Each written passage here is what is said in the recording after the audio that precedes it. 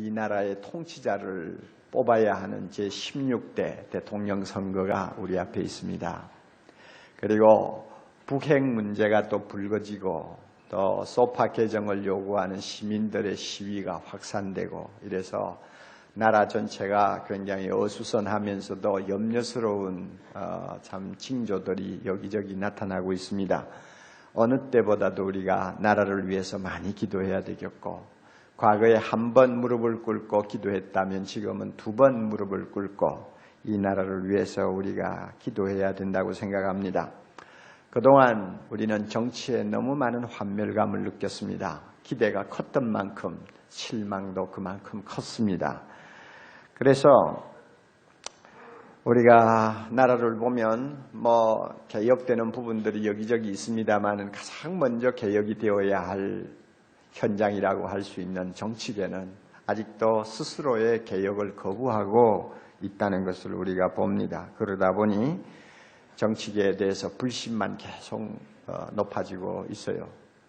이제 정치계에 대해서 불신이 높아지고 불만족스러우면 나라에 대한 애착이 자꾸 줄어드는 것이 사실입니다.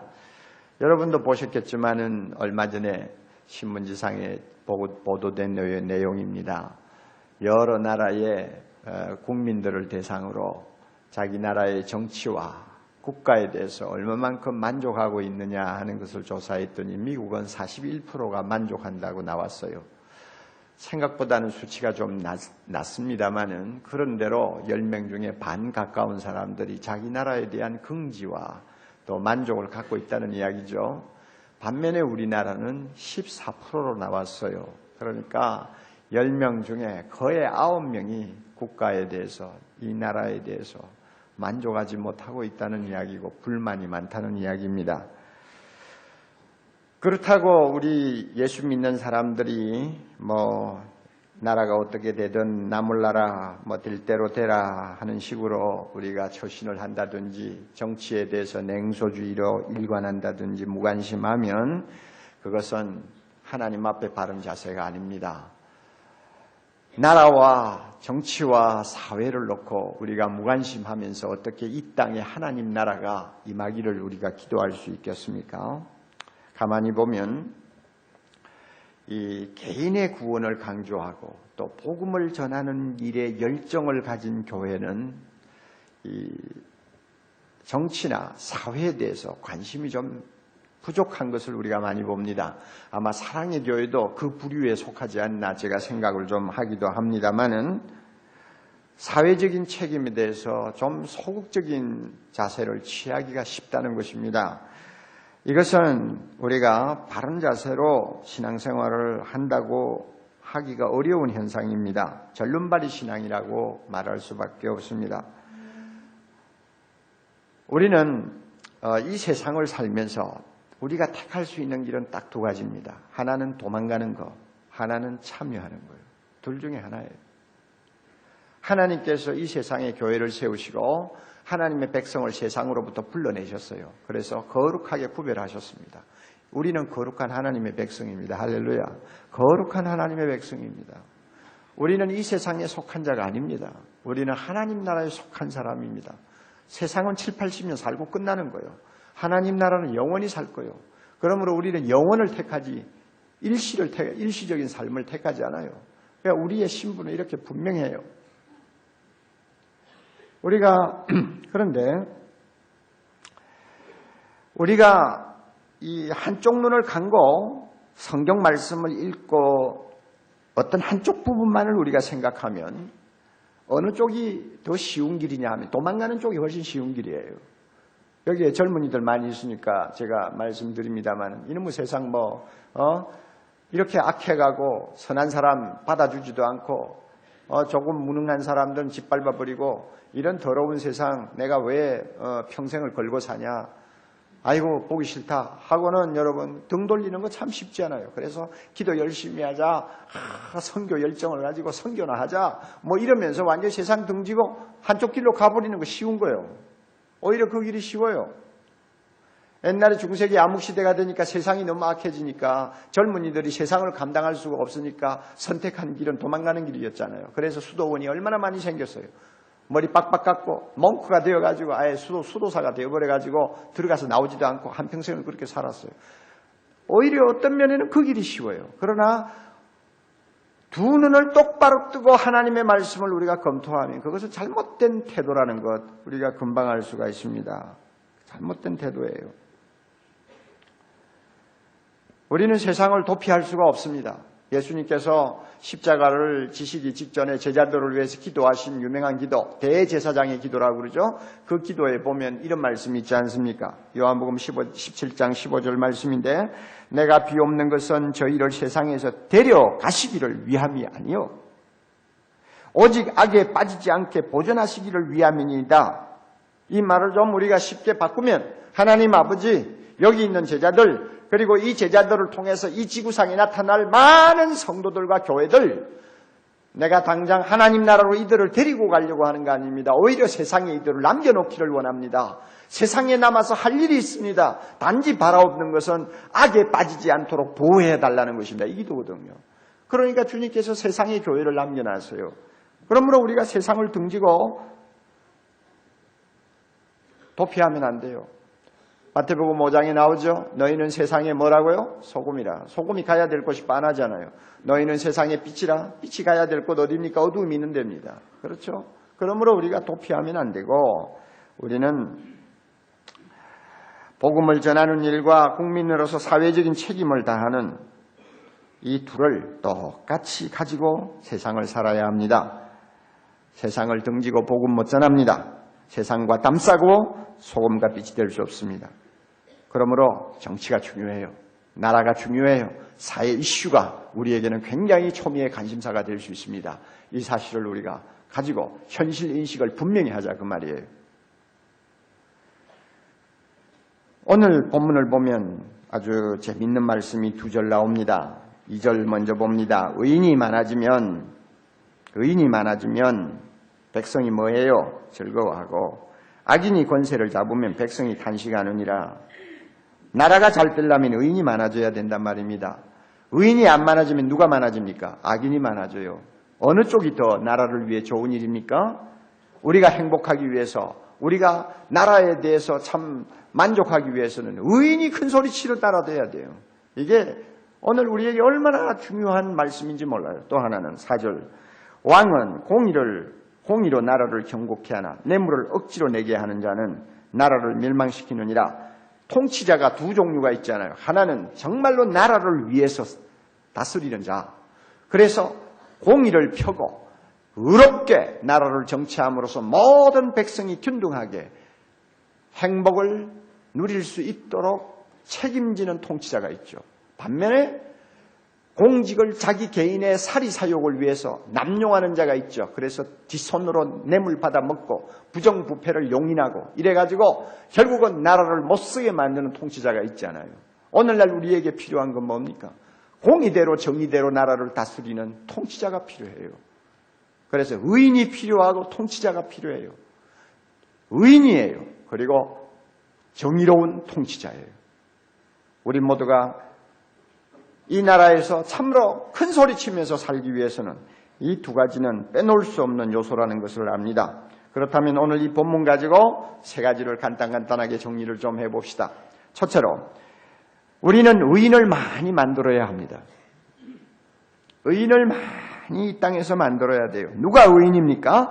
하나님을 두려워하고 양심적으로 살려고 하는 사람이 의인입니다. 잠언서의 의인은 이렇게 넓은 의미로 우리가 받아들입니다. 물론 우리는 좁은 의미로 의인이 누구냐 하면 예수 믿고 중생받은 사람입니다. 그러나 좀 더 폭을 넓혀서 의인이 누구냐?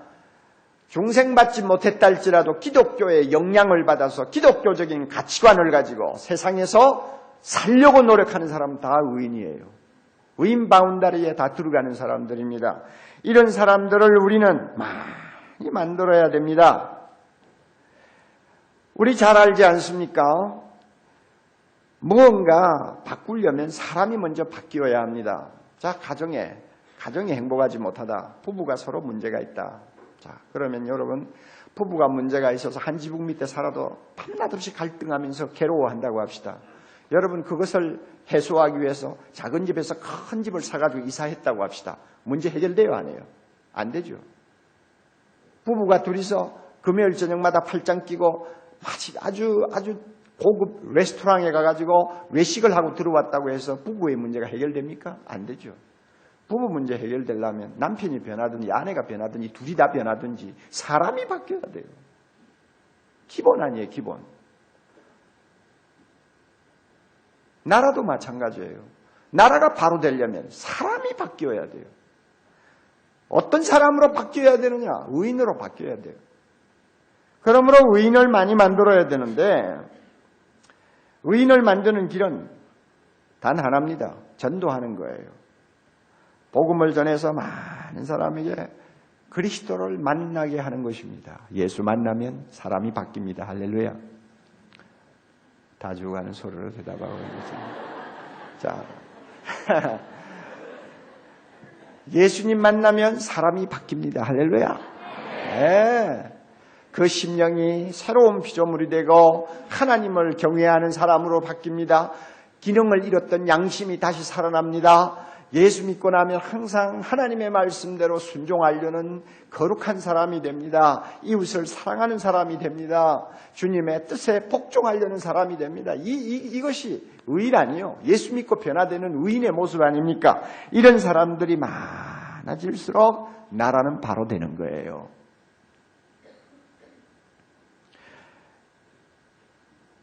이런 의인들이 많아지면 의인들은 세상 속으로 깊이 들어가서 스며들면서 영향력을 끼치게 됩니다.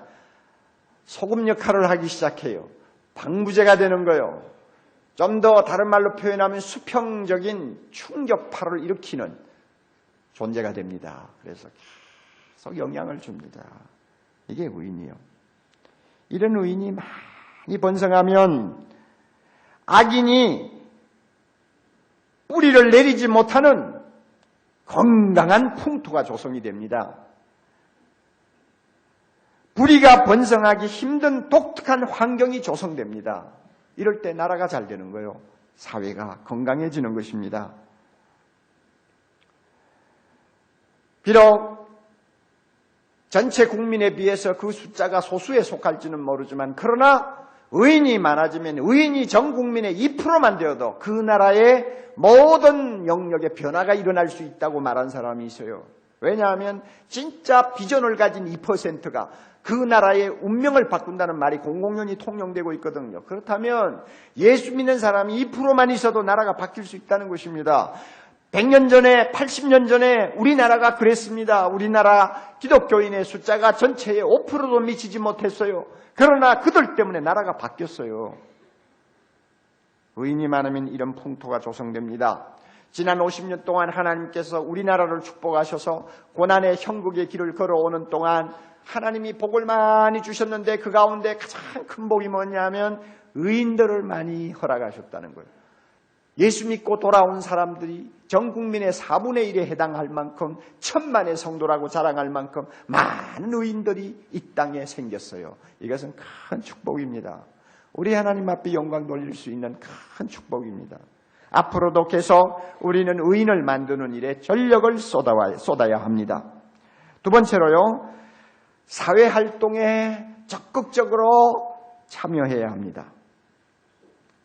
전도만 하고 있으면 안 됩니다. 필요할 때는 사회의 여러 가지 일에 우리가 관여해야 되고 또 사회를 개선하고 개혁하기 위해서 우리가 앞장서는 역할을 해야 합니다.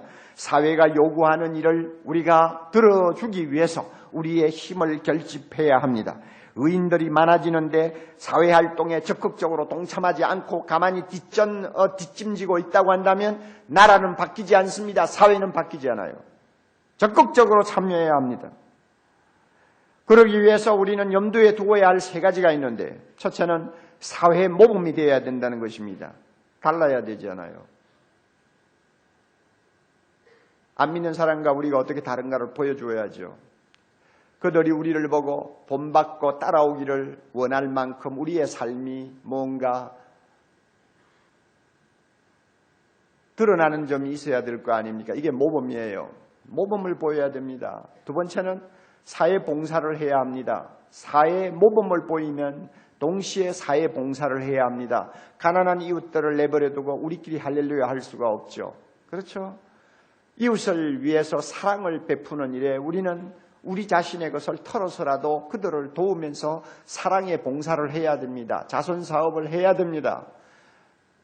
다행히 우리 한국교회가 이 일에 그래도 열심히 하는 편이에요. 정부의 통계를 보면은 우리나라 자선사업, 복지사업의 70%를 교회가 책임지고 있다고 하는 통계를 내고 있어요. 불교가 따라오지 못해요. 캐톨릭이 따라오지 못해요.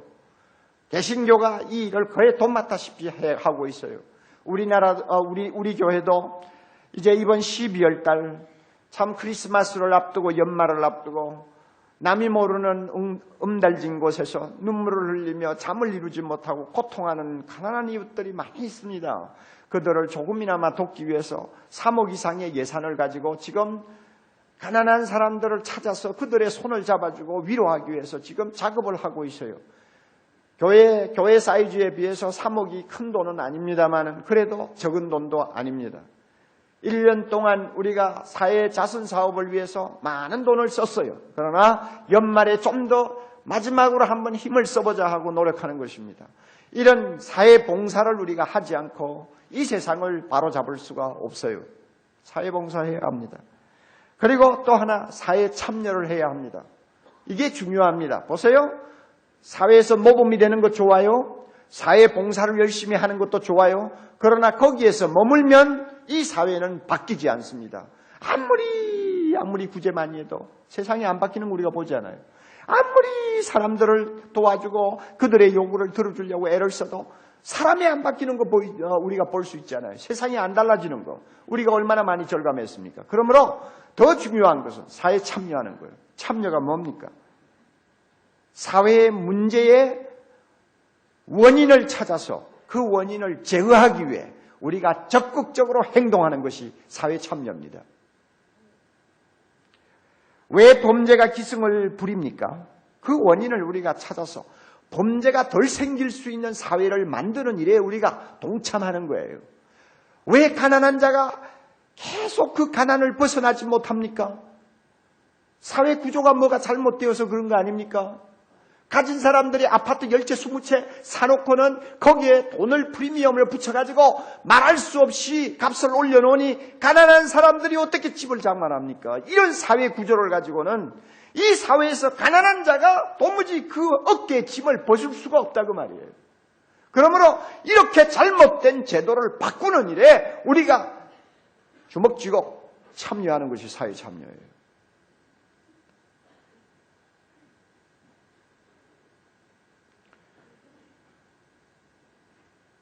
예루살렘에서 여리고로 내려가는 길이 참 험하다고 그랬습니다. 그래서 예수님도 그 길을 놓고 비유를 하나 들었습니다. 어떤 사람이 여행을 하다가 강도를 만나서 너무 많이 두들겨 맞아 빈사 상태에 빠졌고 모든 것을 다 빼앗겼어요.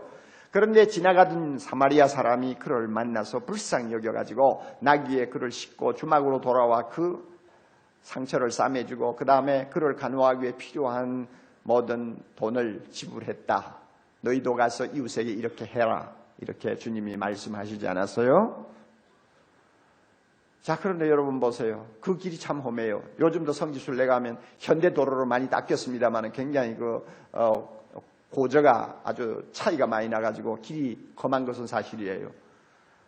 하루에 몇 건의 강도 사건이 납니다. 어떤 때는 살인 사건도 납니다. 그렇다면 교회가 해야 할 일이 뭐냐? 예수 믿는 의인들이 해야 될 일이 뭐냐?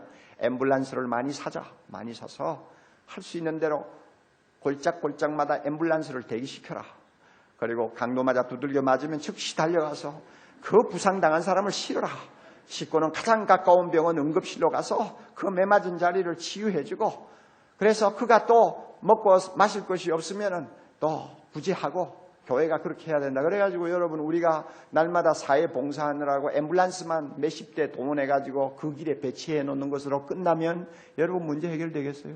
사회 봉사 가지고 안 되는 거예요. 도대체 그 길에는 왜 강도들이 그렇게 들끓느냐? 원인을 찾아야 돼. 그래서 그 강도들을 소탕하기 위해 필요하면 필요해서 법 제정을 해야 된다면 우리가 국회에 들어가서 아니면 로비 활동을 해서라도 법을 만들어서 강도들이 들끓지 못하도록 무슨 조치를 취해야 되고, 만약에 경찰들을 배치하는데 예산이 필요하다면 우리가 노력을 해서 예산을 만들어서 그 지역에 경찰을 세우고, 다시는 나그네들이 또 길을 가는 사람들이 어려움을 당하지 않도록 만들어야 되잖아요. 그렇죠. 그러니까 교회가 해야 될 것이 단순히 앰뷸런스 차만 준비해가지고는 안 된다 그 말이에요. 강도가 그곳에 들끓지 못하도록 우리가 하는 일에 적극적으로 나서야 됩니다. 이것이 사회 참여예요. 이런 일에 교회가 수수방관하면 안 됩니다. 여러분, 우리가 잘 아는 바와 같이 교회만큼 광범위하고 잘 훈련된 대중을 소유하고 있는 집단이 없습니다. 우리나라를 보세요. 교회만큼요. 1000만이라고 합시다. 그 가운데 수백만이 매주마다 이렇게 모여가지고 하나님 앞에 예배를 드리면서 우리 자신의 정체성이 무언가를 계속 다집니다. 이런 집단이 한국 다른 데 있나요? 없죠. 그리고 우리는 주중에 하나님의 말씀을 공부하는 프로그램을 통해서 평생 교육을 받고 있습니다. 그리고 우리는 신앙의 끈으로 똘똘 뭉쳐 있습니다. 이런 집단이 한국에 또 있어요? 없어요. 그러므로 이건 뭘 의미하느냐? 하나님의 교회에서 하나님의 거룩한 의인들이 하나로 뭉쳐서 우리가 힘을 합하면, 그리고 사회의 모든 문제에 참여하면 엄청난 사회 변화를 일으킬 수 있는 잠재력을 갖고 있다는 것입니다. 동의합니까, 여러분? 이거 엄청난 겁니다. 여러분, 미국을 예로 들어봅시다. 찰스 핀이라고 하는 위대한 부흥사가 19세기 등장해서 부흥운동을 일으켰습니다. 그는 원래 법을 전공한 법학자입니다.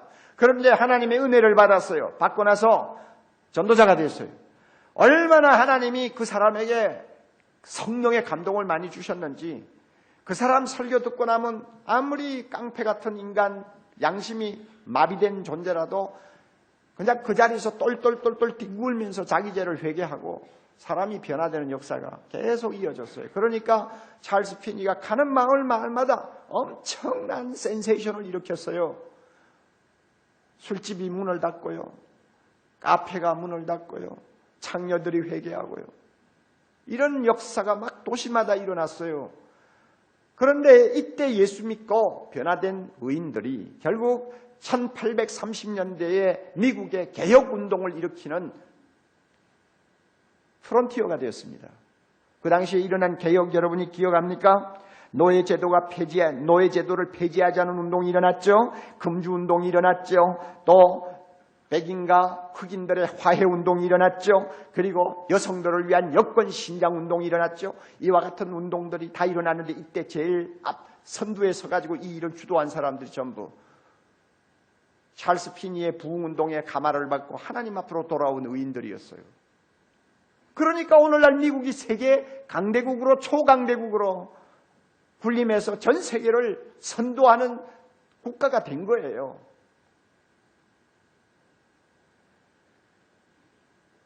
우리나라라고 안 되는 법이 어디 있겠어요? 그렇잖아요. 에콰도르 하면은 중남미의 조그마한 국가입니다. 어떻게 보면은 아직도 후진성을 벗어나지 못하는 나라라고 할 수 있죠. 참 불쌍해요. 그런데 그 나라는 사법제도가 너무 엉망이 되어가지고 누군가가 기소가 되면 미결수로서 4년 내지 5년을 지내야 정식 재판을 받을 수밖에 없는 그런 나라예요. 여러분, 얼마나 기가 막혀요. 그리고 4년 5년 후에 재판을 받기 위해서라도 뇌물로 기름칠을 하지 아니하면 4년 5년이 아니라 10년도 그대로 넘어가 버리는 거예요. 그러면 자기가 한번 어떻게 무슨 일로 혐의를 받아가지고 구치소에 들어갔다. 자기가 죄가 있는지 없는지도 모르는 채 구치소에서 4년 5년 썩어요. 그러다가 뇌물을 주지 않고 그대로 가만히 있으면 10년도 썩어버려요. 이런 나라 여러분 한번 상상해 보세요. 그 나라에서 누가 인간답게 살 수 있겠어요? 그렇잖아, 이런 나라. 그런데 이런 현실의 모순과 고통을 마음 아파한 사람이 하나 있습니다. 호르헤 크레스포 박사라는 분입니다. 이 사람은 그 나라의 귀족 가문의 출신이에요. 법을 전공한 법학자예요. 그런데 그가 예수 믿었어요. 예수 믿고 나서 그가 발견한 것이 있습니다. 하나님이 기뻐하시는 신앙생활은 자기가 믿는다고 말하는 것에 따라 사는 데 있다. 하나님이 기뻐하시는 신앙생활은 자기가 믿는다고 말하는 대로 사는 데 있다 하는 것을 깨달았어요.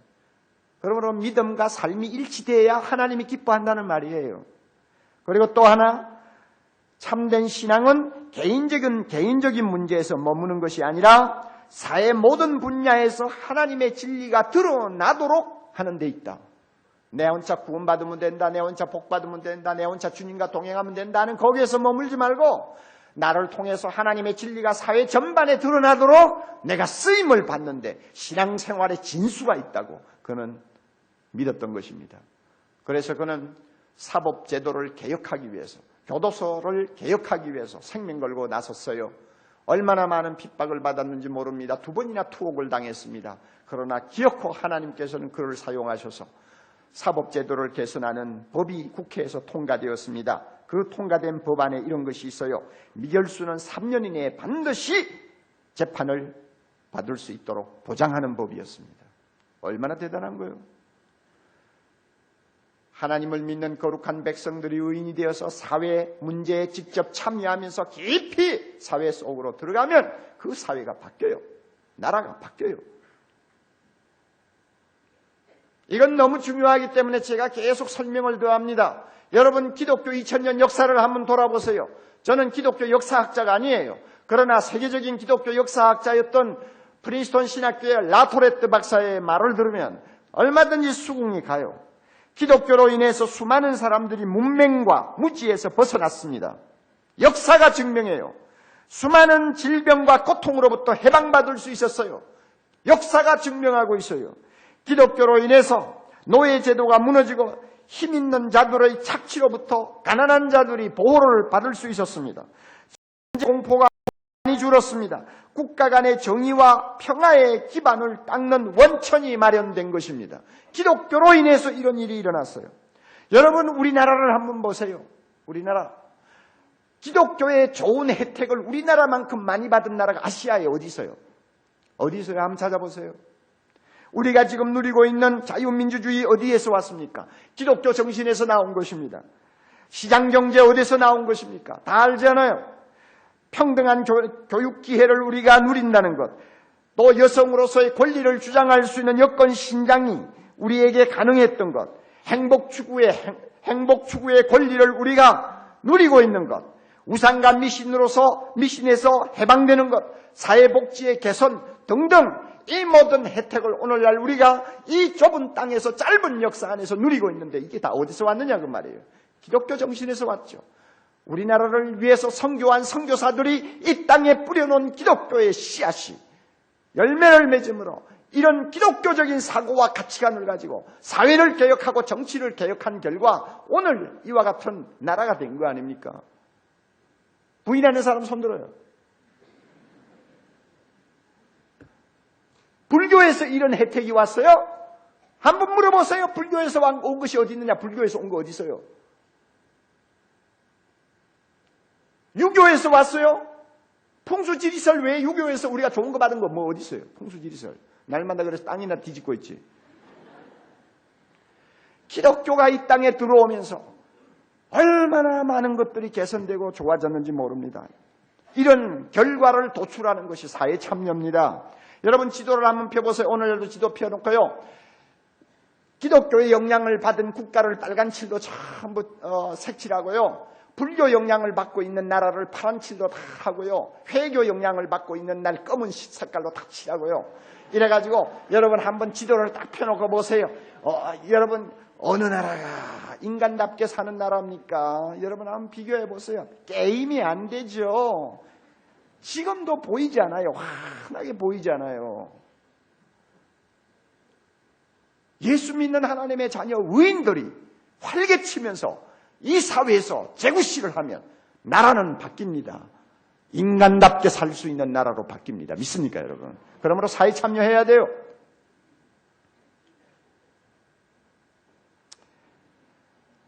오늘날 한국교회에 문제가 있다면 과거에 비해서 의인의 숫자는 엄청나게 많아졌는데 사회에 끼치는 영향은 점점 왜소해진다는 것입니다. 이게 오늘날 우리들의 고민이에요. 원인이 어디 있는지 우리가 깊이 고민해야 돼요. 왜 예수 믿는 사람은 이렇게 많은데 범죄는 더 늘어나는가? 왜 사람들은 더 흉폭해지는가? 왜 성범죄는 문란해지는가? 왜 정치인들은 저렇게 거짓말만 하는지? 왜 경제는 투명하지 않는지? 왜 가진 자들이 행복하면서 가난한 자들이 고통하게 만드는지? 여러분, 예수 믿는 사람이 대통령도 되고 국무총리도 되고 뭐 정치 요소에 뭐 경제에 중요한 자리에 다 앉아 있는데도 왜 이 나라가 이 모양이 되느냐 하는 데 대해서 우리 고민하지 아니할 수가 없어요. 기가 막힌 거예요, 이거는. 여러 가지 이유가 있겠지만은 한 가지 이유를 들으려고 한다면 우리나라 경제가 계속 발전하고 잘 살게 되면서 예수 믿는 사람들이 복을 엄청 받았어요. 믿어요, 안 믿어요? 안 믿어요? 예수 믿는 사람이 복을 많이 받았어요. 그래서 이 나라가 근대화되면서 경제적인 혜택을 예수 믿는 사람들이 많이 누리게 되었습니다. 그런 사람들이 교회 안에 많이 또 들어옴으로써 교회 안에는 경제적인 부를 누리는 사람들이 기득권을 행세하는 주류가 되었어요. 이게 사실입니다. 자, 예를 들까요?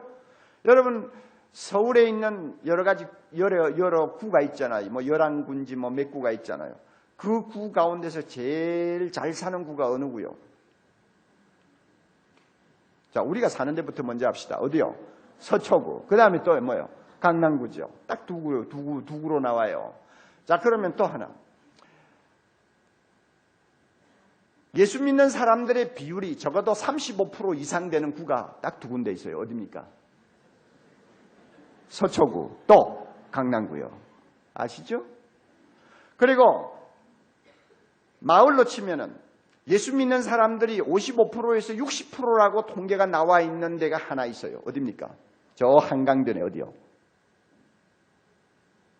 압구정동. 아시겠어요? 그리고 가난한 구, 못 사는 사람들이 많은 데로 가면서 갈수록 예수 믿는 사람들의 프로테이지가 점점 떨어져요. 그러니까 이런 근거를 봐도 예수 믿는 사람들이 이 나라의 좋은 혜택을 다 많이 받아 누리게 되고 그래서 그렇게 누리면서 점점 잘 살게 되다 보니까 기득권층이 되어버린 거예요. 그러니까 이런 사람들은 변화를 싫어합니다. 사회개혁에 별로 관심이 없어요. 자기 배가 부르니까. 뭐 정치가 좀 잘못돼도 뭐 탄식하지 않아요. 자기가 편하니까. 그리고 좀 잘못된 것이 있어도 불의가 있어도 자기에게 유익이 된다고 하면 눈 감아버립니다. 이게 기득권층이에요. 이런 사람들이 교회 안에 줄을 이루고 있어요. 그러니까 의인의 수는 많아졌는데 이 사회 구석구석에 어떤 변화를 끼치지 못하는 거예요. 우리가 이런 문제 놓고 고민해야 됩니다. 앞으로 정말 고민해야 됩니다. 이것은 결코 바람직한 현상이 아니기 때문입니다. 사랑하는 형제자매 여러분, 우리는 사회 봉사도 중요하지만 전도도 중요하지만 또 하나 중요한 거 있습니다. 사회 참여입니다. 우리가 소극적으로 행동하면 안 됩니다. 변두리에서 돌면 안 됩니다. 우리는 이 사회를 하나님 나라로 바꾸기 위해서 필요한 일이라면 우리 모두가 적극적으로 참여해서 모든 악이 뿌리를 내리지 못하도록 하는 일에 우리 모두가 힘을 결집해야 합니다. 이것이 사회 참여예요. 끝으로 좋은 통치자를 우리는 세울 수 있어야 합니다. 왕은 공의로 나라를 경고케 한다고 그랬죠. 공의롭게 나라를 다스릴 줄 아는 지도자를 세운다는 것, 이것이 얼마나 우리의 행복과 우리의 미래를 위해서 생명처럼 소중한 것인지 모릅니다. 과거의 왕정시대는 우리가 통치자를 선택할 수가 없었어요. 그러나 오늘날 자유민주주의 시대에는 우리가 원하는 통치자를 우리가 세울 수 있는 제도가 되어 있습니다. 그러므로 우리가 어떤 사람을 세우느냐 하는 것은 우리의 운명을 우리 손으로 결정하는 것이나 다름이 없습니다. 이런 일에 무관심한 사람, 국민이 될 자격이 없어요. 정치란 좁은 의미로 다스리는 과학이라는 말이 있습니다. 그러나 넓은 의미로 정치라는 것은 함께 살아가는 기술이라고 할 수 있습니다. 함께 살아가는 기술이에요. 우리가 더불어 살아갈 수 있는 사회, 누구든지 인간답게 살아갈 수 있는 사회를 만드는 데 있어서 정말 중요한 것 하나 있다면 통치자입니다. 어떤 지도자가 그 나라를 다스리느냐에 따라서 함께 더불어 살 수 있는 나라가 되는가 하면 도무지 함께 살 수 없는 지옥과 같은 나라가 될 수가 있는 것입니다. 통치자가 누구가 되느냐에 따라서 우리가 인간답게 인간 대우를 받으면서 살 수 있는 나라가 되는가 하면 인간의 모습을 다 잃어버리고 짐승처럼 허둥이면서 사는 나라가 될 수 있습니다. 여러분, 지금까지 20세기에 들어와서 나라마다 우리가 통치자를 잘 만난 나라, 잘못 만난 나라의 운명이 어떻게 갈렸는가를 우리가 얼마든지 볼 수 있잖아요. 너무나 중요한 일입니다. 위대한 종교개혁자 칼빈이 말한 것은 저는 진리라고 생각합니다. 그는 이렇게 말했어요. 사회에서 정부가 하는 일은 땅과 물과 태양과 공기가 하는 것 못지않게 중요하다. 정부와 통치자는 인간이 짐승처럼 되는 것을 막아준다. 정부와 통치자는 인간성의 보존을 위해서 필요 불가결한 요소가 된다. 그러므로 정치를 거부하는 것은 인간성을 거부하는 것이요 인간성을 박탈하는 것과 마찬가지다. 대통령과 같은 공직은 모든 소명 가운데서 가장 성스럽고 명예스러운 것이다. 목사가 성직이라고 하는 것처럼 대통령직도 성직이라고 할 정도로 칼빈은 말을 하고 있어요. 왜? 그 나라의 운명을 좌우하는 너무나 중요한 자리거든요. 불행하게도 정치가 우리에게 소망을 주지 못하니까 대통령 선거를 놓고도 많은 사람들이 불신합니다. 냉소주의로 흐릅니다. 아니면 무관심합니다. 그래서 선거일을 앞두고 골프채 메고 동남아라고 하는 사람들이 공항을 가득 메웁니다. 자, 그런 분들 참 한심한 사람들입니다. 정말 한심한 사람들입니다. 어쩌다가 대한민국에 그런 사람들이 태어났는지 참 생각하면 한심한 일이에요. 한심한 일이에요. 골프만 치면 지도자가 누가 되든지 상관이 없다는 이야기인가요? 돈만 좀 있으면 나라가 나라가 그저 동으로 가든 서로 가든 별 문제가 없다는 말이에요. 그렇게 무심한 사람들 우리는 참 쳐다보고 불쌍하다고 여깁니다. 그래서는 안 돼요. 여러분, 우리나라는 지금 심각한 병리 현상이 점염되고 있습니다. 만연되고 있어요. 뭐냐면 상식이 실종당한 사회라는 것입니다. 여러분, 우리 무엇이 상식인지 알잖아요. 모든 사람은 자기 의견을 가질 수 있다. 이거 상식이요. 그러므로 나와 다른 의견을 그들은 주장할 수 있다. 이거 상식이요. 그리고 다른 사람의 의견도 존중해야 된다. 이거 상식이요. 그리고 의견은 다르지만 우리가 함께 머리를 맞대고 함께 고민하면서 토론하고 우리가 함께 논쟁하면 나라를 위해서, 사회를 위해서 좋은 결론을 우리가 얻어낼 수 있다 하고 믿는 것도 상식이요. 이런 상식이 통해야 되지 않아요. 그런데 요즘 보세요. 안 통해요, 그 상식이. 내 편이 아니면 무조건 적이에요. 이게 무슨 망할 나라의 징조입니까? 옳고 그른 것을 가지고 차라리 싸운다면 낫죠. 그런데 오늘의 관심사는 옳고 그른 거 아니에요. 누가 좋은 지도자냐 나쁜 지도자냐 그게 아니에요. 무조건 내 편이 아니면 적이에요. 이렇게 병들어가는 나라를 바로 세우는 데 있어서 가장 중요한 위치는 국가의 통치자입니다. 통치자가 바로 서야 돼요. 바로 그런 사람이 나서서 공의를 가지고 나라를 다스리면 이 나라의 병이 치유받을 수가 있는 것입니다. 그러므로 통치자를 선택하는 것, 이것은 우리가 이 사회에서 인간답게 살고 하나님 앞에 영광을 돌리고 우리의 후손들에게 자랑스러운 나라를 물려주기 위해서는 절대적으로 필요한 것입니다. 저는 이 시간 어느 후보가 좋다 나쁘다는 말을 하고 싶은 것이 아닙니다. 세 사람 다 좋아요. 한 사람은 조금 덜하지만 다 좋아요.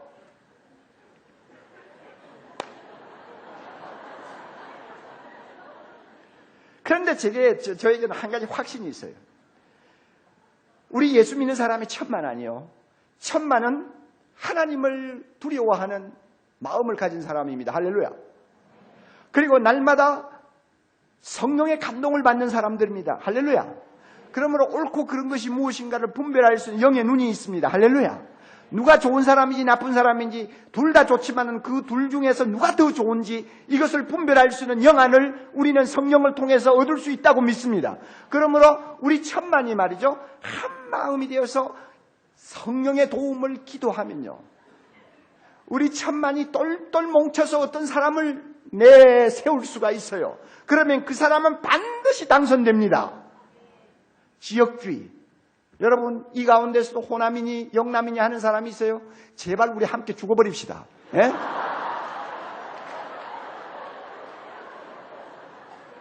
학연요, 학교 선후배다 뭐다 하면서 그런 끈앞을 가지고 이야기하는 사람들, 제발 좀 가만히 입 다물고 있어요.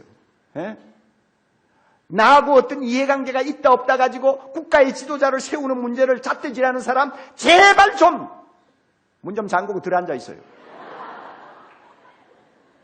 우리 모두가 성령의 감동함을 받아 이 나라의 장래를 위해서, 우리의 행복과 우리의 영광을 위해서 함께 기도하면 하나님이 우리 모두에게 누가 좋다는 마음을 일으켜 주신다고 믿습니다.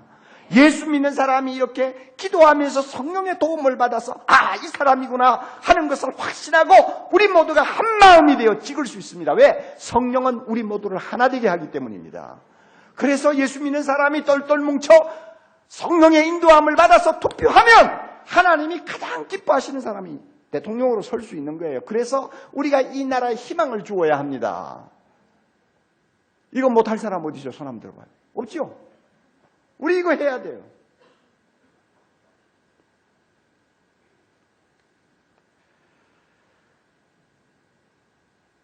그래서 우리 모두가 다시 한번 희망을 가집시다. 비록 국제적인 정세도 그렇고 우리 주변에 일어나는 여러 가지 돌발 사건을 놓으면 불안한 부분도 없잖아 있지만 여러분, 그러나 과거 50년 동안 우리는 수없이 이런 위기를 맞이하고 또 우리는 이 위기를 이겨나왔습니다. 예수 믿고 하나님 앞에 무릎을 꿇고 밤이고 낮이고 기도하는 성도의 기도를 오늘도 하나님은 듣고 계심을 믿습니다. 이 기도 때문에 지난 수십 년 동안 이 나라를 위기에서 건져주신 분이 바로 하나님이십니다. 그러므로 이번 기회도 하나님이 은혜 주실 줄 믿습니다. 좋은 지도자 세우도록 성도들을 모두 감동시킬 줄 믿습니다. 그리고 이 나라에 산적해 있는 모든 문제들을 하나하나 슬기롭게 풀어가면서 우리 모두가 21세기의 세계를 위해서 큰 몫을 감당하고 세계 복음화를 위해서 하나님의 손에 강하게 쓰임받는 민족이 될 수 있고 교회가 될 수 있도록 축복해 주실 줄 믿습니다. 그러므로 우리 희망을 갖고 기도하면서 이번 대선에 책임 있게 임하는 우리 모두가 될 수 있기를 바랍니다. 다 같이 기도하십시다.